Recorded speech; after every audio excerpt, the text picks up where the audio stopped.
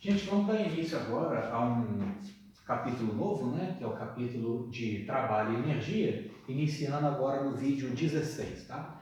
Gente, esse capítulo vai ser fundamental para a gente, porque ele vai permitir a gente enunciar um dos grandes princípios, um dos mais fundamentais princípios de conservação que existem na natureza, que é o princípio de conservação da energia, tá?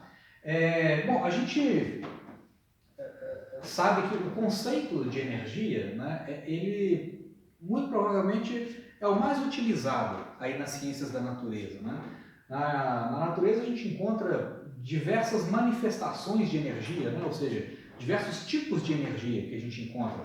A energia cinética, por exemplo, que a gente já vai começar a trabalhar nesse vídeo agora, tá? A energia potencial elástica, que a gente vai estudar, energia potencial gravitacional, energia potencial eletrostática, enfim. A gente sabe que na natureza a gente encontra muitas manifestações de diferentes tipos de energia e que uma forma de energia pode ser convertida em outra, né? Vocês já devem ter ouvido falar aquela frase famosa, né, que na natureza nada se perde, nada se cria, tudo se transforma, né? Isso, na verdade, é um enunciado qualitativo do princípio de conservação da energia, né? Então, assim, a gente usa esse conceito o tempo todo, embora não seja muito simples a gente definir em poucas palavras o que é realmente energia, né? A gente utiliza esse conceito e acaba ficando meio que natural, né? No nosso linguajar científico, mas definir energia em poucas palavras não é uma tarefa muito trivial, né? Talvez uma tentativa de definição do conceito de energia mais interessante que a gente tenha por aí, pelo menos na minha opinião, né, foi dado por um dos grandes nomes da física do século XX, chamado Richard Feynman, né, Richard Feynman. Talvez vocês já tenham ouvido falar o nome dele por aí, né, nesses vídeos aí de divulgação científica, né, que a gente encontra na internet e tal. O Richard Feynman, ele foi vencedor do Prêmio Nobel de Física, né? Ele trabalhou na área de mecânica quântica e teoria quântica de campos, tá? É uma área da física teórica, tá legal? Relacionada ao estudo de partículas elementares e interações elementares, tá? Então, ele tem uma coletânea de livros muito interessante que é chamado Discussões sobre Física, né? Na verdade, ele pega uma série de conceitos e discute esses conceitos do ponto de vista dele, da maneira como ele entende, né, as coisas na natureza. E aí ele tem um dos volumes que ele escreveu, é justamente um dos capítulos, né, de um dos volumes que ele escreveu, é justamente energia, né, discussões sobre energia. Ele inicia o capítulo de um dos livros dele com essa pergunta, né? O que é energia de fato, né? Então ele define, né, ou ele entende a energia da seguinte forma: do ponto de vista do Feynman, e que eu, né, considero que é o correto, energia é um conceito puramente quantitativo, né? É um conceito puramente matemático, tá? É um conceito abstrato. E qual que é a utilidade desse conceito abstrato? É que esse número, chamado energia, é um número que se conserva, tá? Então, qual que é a ideia, né? Quando você pega uma situação de laboratório, um processo físico, um processo químico, você tem lá um sistema qualquer que você está estudando lá no seu laboratório, e nesse sistema, nesse sistema, né, nessa situação que você está tratando lá no seu laboratório, você tem diferentes manifestações de energia. Energia cinética, energia potencial gravitacional, energia potencial elétrica, enfim. Digamos que você identifica cada uma dessas formas de energia que estão presentes lá no seu sistema físico, no seu objeto de estudo, né? Então você tem o que a gente chama de energia total desse sistema, tá? É um número associado à soma de todas as formas de energia que você encontra naquele objeto de estudo, né? Aí esse sistema passa por uma série de transformações, uma série de reações químicas, uma série de processos físicos e chega até um estado final. Nesse estado final lá do seu experimento, você soma novamente, digamos que você consiga fazer isso, Você soma novamente todas as formas de energia que se manifestaram lá no seu experimento. Então você recalcula a energia total do seu experimento, né? Tanto na situação inicial quanto na situação final. A utilidade do conceito de energia é que é o seguinte: se você faz, né, se você consegue identificar todas as formas de energia no seu sistema, seja no início do experimento, seja no final, esse número inicial é igual a esse número final. Ou seja, a energia total de um sistema físico, seja lá o que for, seja lá quais as interações que estão acontecendo ali, esse número é o número que se conserva. Então, isso vai na linha do que o Feynman disse, né? Você tem um conceito puramente matemático, né? Um conceito numérico, um valor numérico associado ao seu sistema, e é um valor que sempre se conserva, independente do sistema, independente das interações que acontecem. Então essa é a utilidade do conceito de energia e do princípio de conservação da energia, né? Então há um número que se conserva, tá? Então o que a gente vai fazer a partir de agora é explorar esses conceitos e identificar os variados tipos de energia que a gente encontra na natureza, em particular nas situações aqui da mecânica clássica, tá legal? Basicamente aqui a gente vai tratar de energia cinética, já começando aqui nesse vídeo. Depois a gente vai falar também de energia potencial gravitacional e um pouquinho mais para frente, energia potencial elástica, tá? Lá na Física 2, quando a gente for tratar de sistemas elétricos, né, a gente vai tratar de interações entre cargas, nós vamos enunciar um novo tipo de energia potencial, chamada energia potencial elétrica. Tá?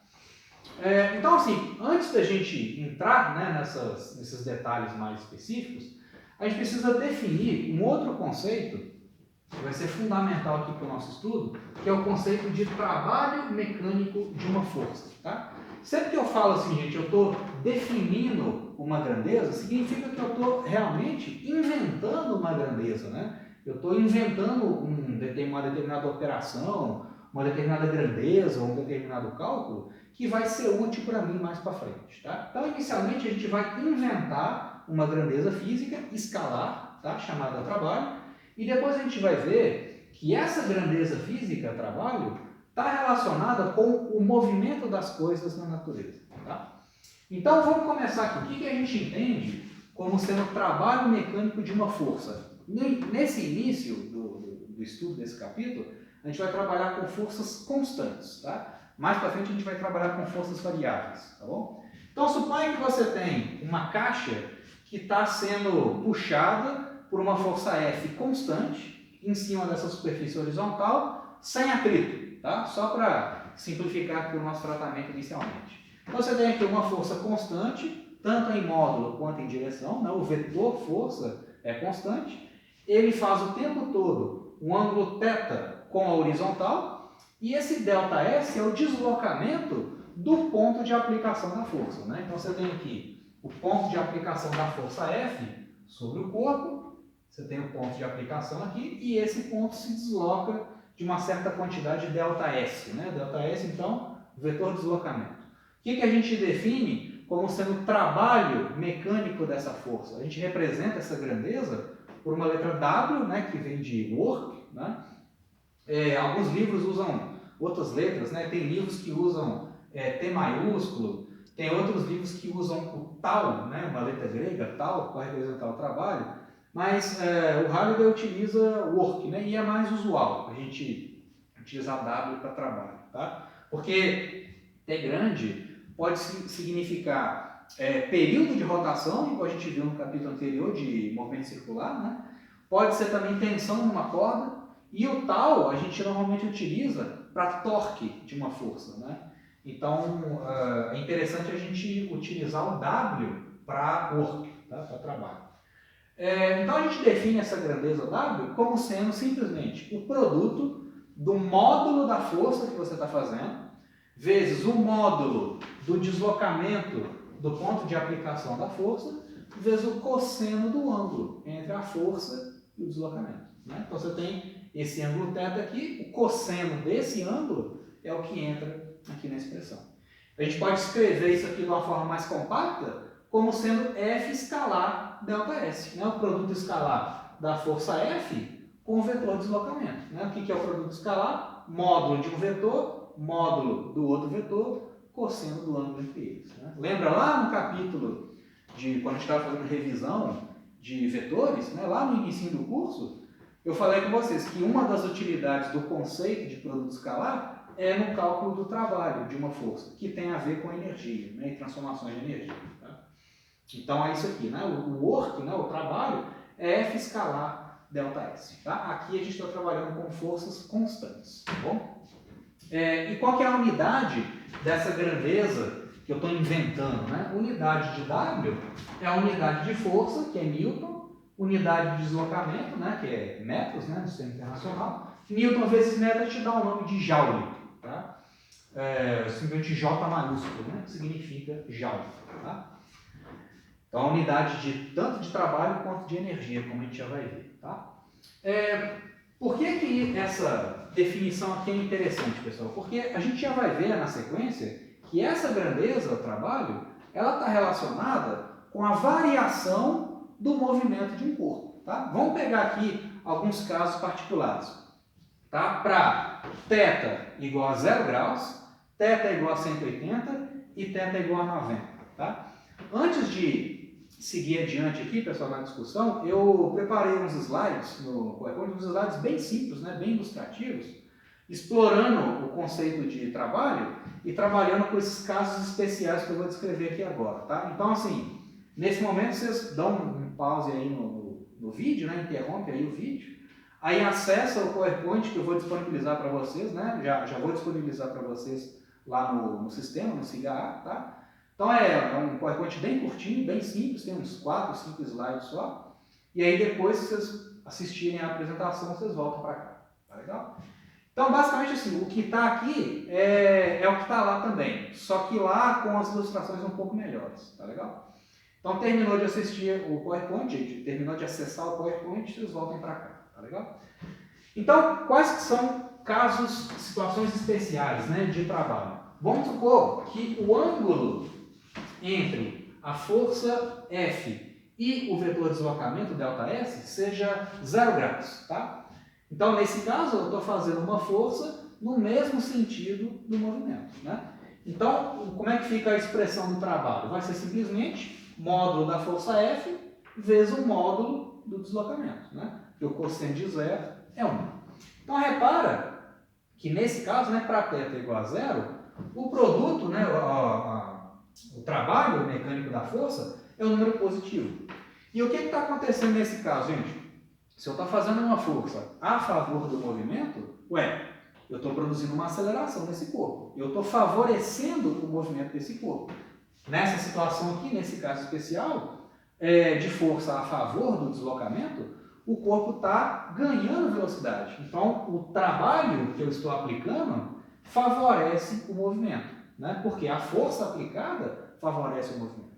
Então, sempre que trabalho é um número positivo, a força aplicada está favorecendo o movimento. Ela tende, o corpo, né, tende a ganhar velocidade. Tá? Por outro lado, se eu estou fazendo uma força F contrária ao movimento, né, então, se a caixa está aqui,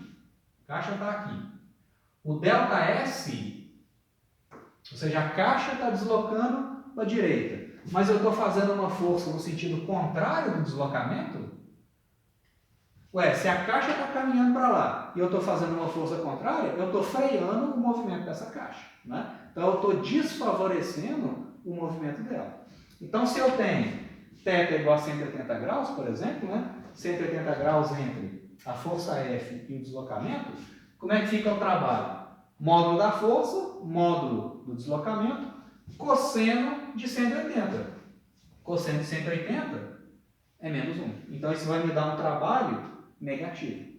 Então, sempre que o trabalho é menor do que 0, a força aplicada desfavorece o movimento. O corpo tende a perder velocidade, né? Porque o deslocamento está para um lado e a força está atuando no sentido de frear esse movimento. Né? Então, trabalho negativo. Tá?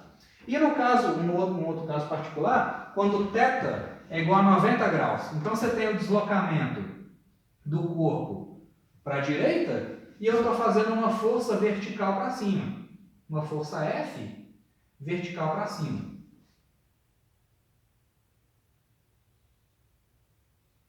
Fazendo então 90 graus, né? A força F está vertical para cima, o ΔS está para lá, 90 graus entre eles. Nesse caso, quanto que vai valer o trabalho? O E de 90 é zero, o trabalho vai ser zero. Então é o caso Newton. Nessa situação aqui, gente, com a força perpendicular ao deslocamento, essa força não está nem favorecendo e nem desfavorecendo o movimento horizontal. É o caso, por exemplo, eu coloquei isso nas ilustrações, é o caso, por exemplo, quando você está segurando uma mala, né, você está sustentando uma mala e está caminhando com velocidade constante. Né? Então a força que você está fazendo, ela atua na direção perpendicular ao deslocamento. Então essa força que você está fazendo vertical para cima, ela não está nem acelerando a mala e nem desacelerando a mala. Essa força que você está fazendo é simplesmente para equilibrar a mala, não é simplesmente para anular a força-peso. Né? Então ela não está contribuindo. Né? Nessa situação aqui, ó, essa força F não está contribuindo nem para aumentar a velocidade horizontal e nem para frear. Né? Ela é simplesmente uma força de sustentação, por exemplo, no caso da mala. Tá? Então é o caso Newton. Tá? Então trabalho nulo nem favorece nem desfavorece o movimento do corpo. Tá bom? Então aí, gente, é o seguinte, já dá para sacar então que essa grandeza chamada trabalho, quando ela é diferente de zero, né, ela tem a ver com a variação do movimento do corpo, seja favorecendo o movimento, quando o trabalho é positivo, ou seja, desfavorecendo o movimento, quando o trabalho é negativo. Né? Então, para ficar mais nítido essa conexão, né, entre essa grandeza que eu inventei, trabalho, e a variação do movimento do corpo, eu vou fazer um cálculo aqui, onde eu vou fazer uma demonstração para um caso particular de força constante, demonstração do teorema trabalho-energia cinética. Tá? A gente vai ver que essa grandeza que eu acabei de inventar, chamada trabalho, está relacionada com a variação da energia cinética de um corpo. E a energia cinética, como a gente já vai ver também, é uma energia que está associada ao movimento desse corpo. Tá legal? Então a gente vai fazer inicialmente uma demonstração para o caso particular de força constante. Mais para frente, nos próximos vídeos, né, a gente vai fazer uma demonstração um pouco mais geral, né, para forças variáveis. Tá legal?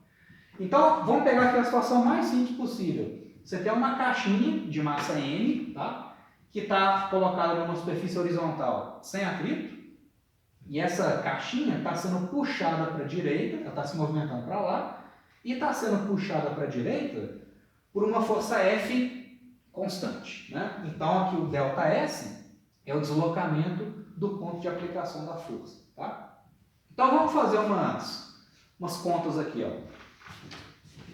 Essa força F é a única força que está atuando para a direita, concorda? Como eu não tenho atrito, a única força horizontal é a força F. Aqui tudo bem, tem o peso e a normal, mas ela se anula, né? Então eu nem representei aqui. Só vai me interessar a força F. É ela que está acelerando essa caixa. Né? Você vê que aqui a velocidade dela era V0, pequenininho, e aqui a velocidade aumentou para VF. Né? Então, se essa força F é a única força horizontal, ela é a força resultante. E força resultante, no caso, né, essa F aqui, que está atuando no corpo, é massa vezes aceleração. Né? Então, vamos multiplicar dos dois lados aqui, ó, F vezes ΔS. Né? Vamos pegar os dois lados e multiplicar pelo deslocamento da caixa, que é ΔS. Tá? Então, F vezes ΔS, que vai ser igual ao trabalho, nesse caso, é igual a massa vezes aceleração vezes ΔS. Né? Então, esse lado esquerdo aqui da equação, esse cara aqui, ó, vai ser o trabalho da força F, que é a força resultante, né, nesse caso. Então aí, agora, para eu jogar as velocidades, eu quero fazer aparecer nessa equação aqui, ó, eu quero fazer aparecer as velocidades final e inicial, né? E associar isso com o trabalho mecânico da força F. Então, como esse movimento está submetido a uma força F constante, essa aceleração é constante. Então eu tenho um caso de movimento retilíneo uniformemente variável, MRUV. Né? movimento com aceleração constante. Então eu posso usar a equação de Torricelli, né, que ela relaciona as velocidades, o deslocamento, sem envolver o tempo. Né? Então o que a equação de Torricelli fala para a gente? A velocidade final ao quadrado é igual à velocidade inicial ao quadrado, mais 2 vezes a aceleração vezes o deslocamento. Nesse caso aqui, ó, o vetor aceleração aponta no mesmo sentido do movimento. Então, por isso que aqui é um sinalzinho de mais. Né? E esse cara aqui é o módulo da aceleração. Tá? Então, o corpo está ganhando velocidade. Então, vamos fazer o seguinte, vamos isolar a aceleração nessa equação aqui, ó, e substituir na de cima. Tá? Então, pela equação de Torricelli, o que eu tenho? Que a aceleração vai ser o quê? Eu quero isolar a aceleração ali, né? V final quadrado menos V inicial ao quadrado, né? Passei para cá subtraindo, dividido por 2 ΔS. 2 vezes o módulo 2 vezes o deslocamento, né? O deslocamento ΔS, tá? É o módulo do vetor deslocamento, tá?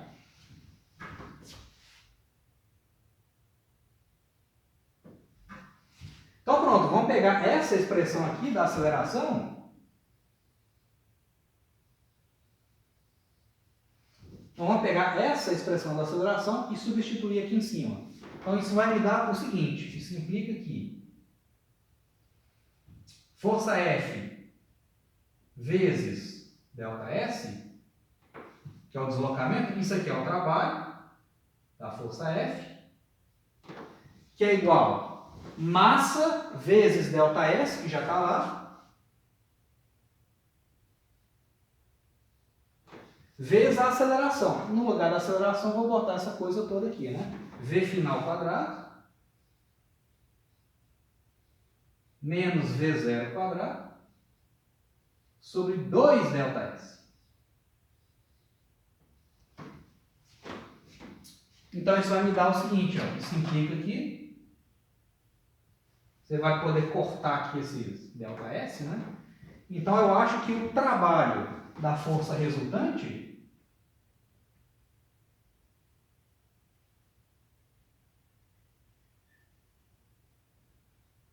essa força F aqui é a força resultante, né? O trabalho da força resultante é o que, gente? Olha só. M sobre 2 que multiplica V final quadrado menos V0 quadrado. Você vê que essa grandeza física chamada trabalho, ela está relacionada com a variação do movimento do corpo, né? Aqui apareceu V final quadrado e V0 quadrado.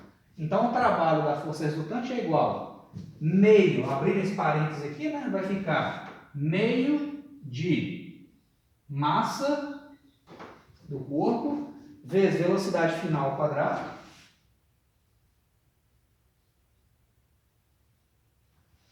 menos meio de massa vezes velocidade inicial ao quadrado.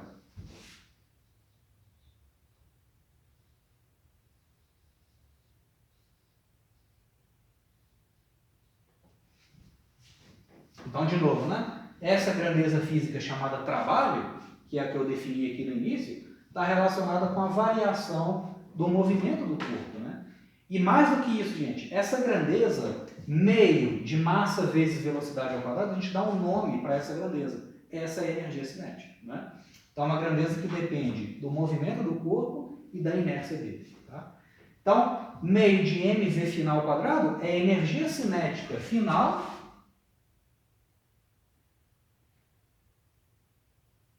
menos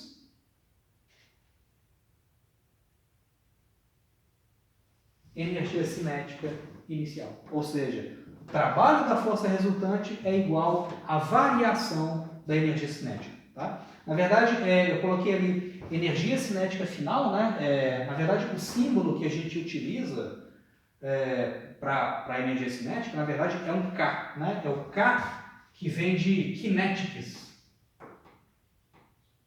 Então, na verdade, a gente, ao invés de colocar energia cinética dessa forma, a gente coloca o K final menos o K inicial. É o K maiúsculo, né? Final menos o K inicial.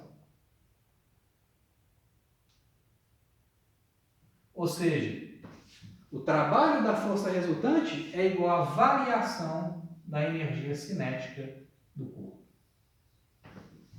Isso é o chamado teorema trabalho-energia. Tá? O trabalho da força resultante é igual a ΔK.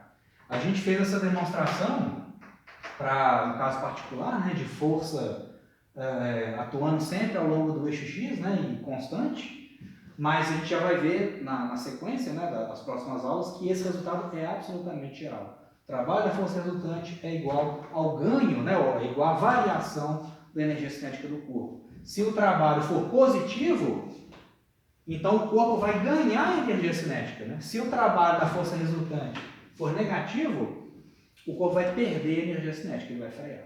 Né? Então, de fato, tem uma conexão entre essa grandeza e a variação do movimento do corpo. Tá legal? E a unidade, né, de energia, a unidade de energia cinética, também é dado em joules. Tá legal? Então, vamos explorar um pouco mais essa relação num exemplo.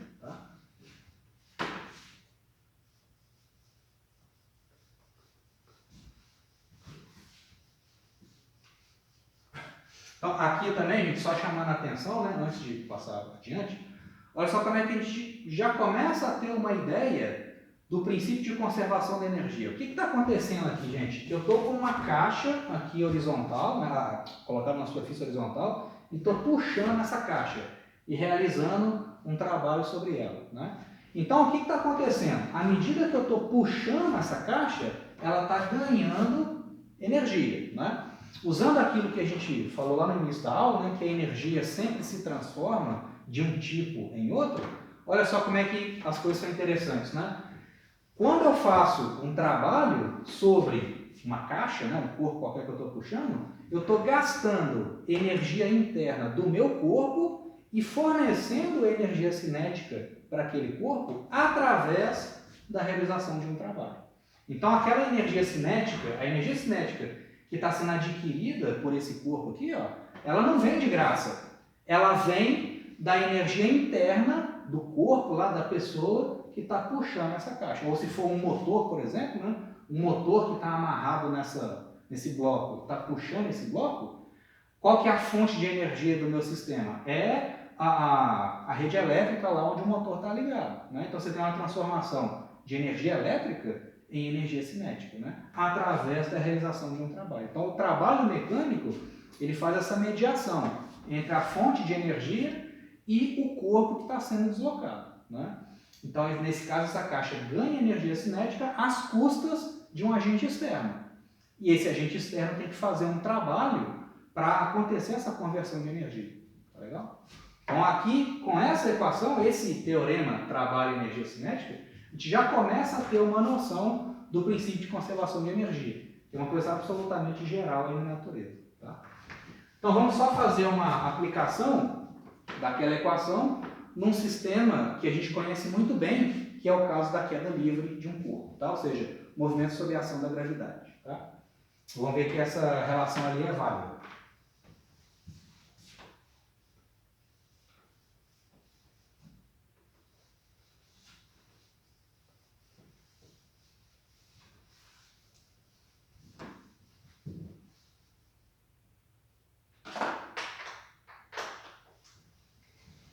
Então aqui um exemplo.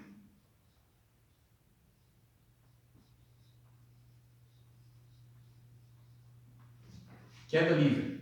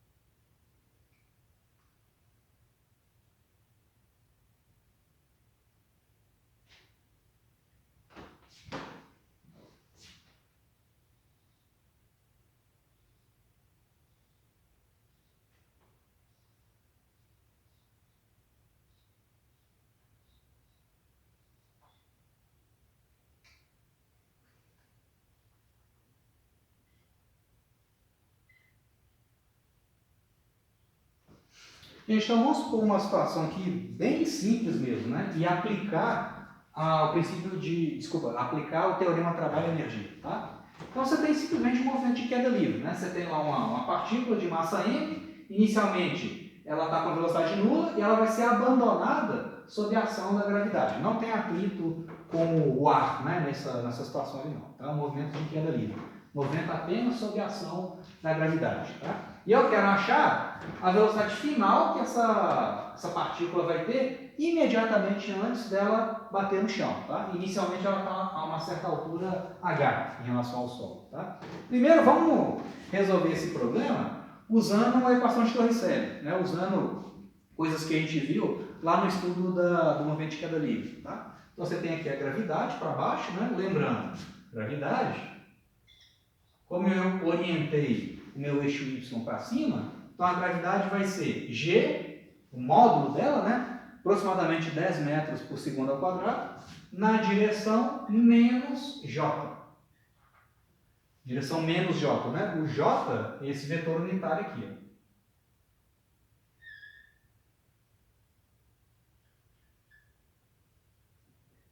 J é um unitário que atua no sentido do eixo y, né? Aponta no sentido do eixo y. Então vamos usar, por exemplo, a equação de Torricelli, né? Eu sei que a velocidade inicial é zero, eu quero achar a velocidade final e eu conheço a aceleração e o deslocamento. Só tomando cuidado com os sinais ali, né? Pela equação de Torricelli, o que eu tenho? Por Torricelli, vamos escrever a equação aqui, né? O V final ao quadrado é igual a V inicial ao quadrado. Vamos escrever a forma geral primeiro, né? Mais 2 vezes a aceleração vezes o deslocamento ΔY, tá? Então essa é a forma geral, né? O deslocamento ΔY, que é o movimento vertical, né? No lugar do A, eu vou botar o módulo da aceleração, que é G. Só que o eixo Y está para cima, a gravidade está para baixo. Então a gravidade é negativa. Então no lugar do mais aqui, ó, na verdade, no lugar tem que vir um sinal de menos acompanhando o G. Beleza? Então vamos ver. A velocidade inicial é zero. Esse cara aqui é zero. Tá? Então o V final ao quadrado, V final ao quadrado, é igual a V inicial ao quadrado, que é zero, né? Menos 2 vezes a gravidade, vezes o deslocamento. O que é o deslocamento, gente? Deslocamento é a posição y final menos a inicial. A posição y final dessa partícula aqui, ó, é zero, né? Porque eu estou colocando a origem do meu eixo y coincidindo com o solo, né? Então, o y final, o ΔY é y final menos o inicial. O final é zero. O inicial é h, que é a altura de onde a partícula saiu, né? Então, 0 menos h. Então, o V final ao quadrado, V final ao quadrado, é igual a 2GH. 2GH. Você vê a importância do sinal menos aqui, né? Se eu tivesse esquecido do sinal menos, eu ia achar que o V final ao quadrado é menos 2GH. E aí não faz sentido. Como é que uma coisa elevada ao quadrado dá um número negativo? Não tem, né? Seria um número imaginário, né? Um número complexo, né? Mas aqui não. Velocidade não pode ser um número complexo, né? É um número real. Então a velocidade final é simplesmente a raiz de 2GH.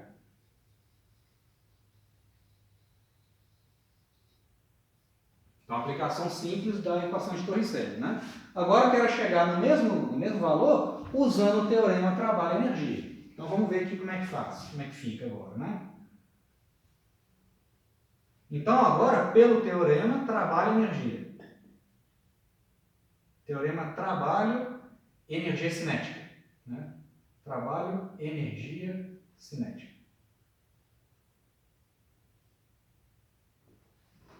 O que o teorema fala pra gente? Que o trabalho da força resultante, quem que é a força resultante nesse caso aqui, gente? É o peso. É a única força que está atuando naquele corpo, né? Então, o trabalho da força resultante é igual a ΔK. Então, o trabalho, no caso agora da força peso,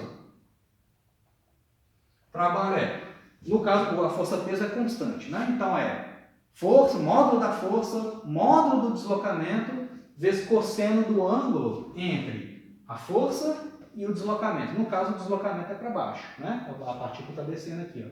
Então, o trabalho do peso, nesse caso, é simplesmente mgh, né? Módulo da força, módulo do deslocamento, cosseno do ângulo entre eles, né? Peso está para baixo, deslocamento está para baixo, cosseno de zero é 1. Então, o trabalho aqui, ó, é um número positivo, né? Então, a força-peso está favorecendo o movimento. Tanto é que a partícula, à medida que ela cai, ela ganha velocidade, né? Qual que é a variação da energia cinética do corpo, gente? A variação da energia cinética é energia cinética final menos a inicial. A inicial é zero, porque ele saiu do repouso. Então, o ΔK é meio de mv final ao quadrado menos meio de mv0 ao quadrado, que é zero, né? Então, o ΔK, nesse caso, é meio de mv2. O que o teorema fala para a gente? Que esse cara é igual a esse, né? Trabalho é igual a variação da energia cinética. Então, vamos ver. O trabalho, mgh, é igual à variação da energia cinética, meio de mv2.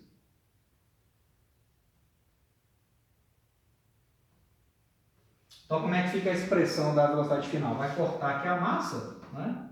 Eu vou ter que V final ao quadrado é igual a 2gh, que é a mesma coisa ali, né? O V final ao quadrado é igual a 2gh. Então, o V final é simplesmente a raiz de 2gh. O módulo, né? O módulo do V final é igual a raiz de 2gh. É o mesmo resultado. Tá? Então, é uma verificação bem simples, né? Da validade do teorema trabalho-energia para o caso de forças constantes, né? Na sequência, a gente vai discutir, a partir agora dos próximos vídeos, a gente vai trabalhar com forças que não são constantes e o trabalho dessas forças que não são constantes. E vamos demonstrar essa relação, o teorema trabalho-energia, nessas situações um pouco mais gerais. Tá? Então, a gente começa a fazer isso no próximo vídeo.